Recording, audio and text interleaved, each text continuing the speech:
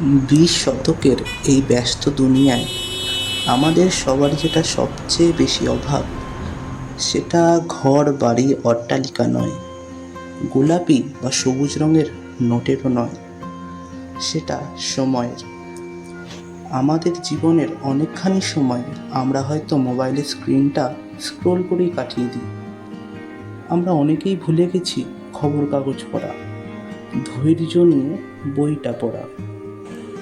কিন্তু যদি আপনার ফোনের স্ক্রিনটা স্ক্রোল করাও হয়, আর তাতে কিছুটা ধৈর্য নিয়ে কিছু পড়া নয়, গল্পের সমাহারে একটু ভালো কিছু শোনা যায়, তাহলে মনে হয় আপনার সময় খুব একটা নষ্ট হবে না।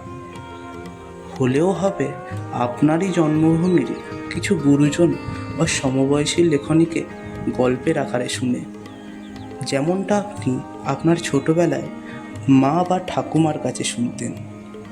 গল্পগুলো আসছে সেরকমই কিছু নিয়ে, খুব শীঘ্রই। আর কিছুক্ষণের মাত্র অপেক্ষা। ততক্ষণ ভালো থাকবেন, সুস্থ থাকবেন।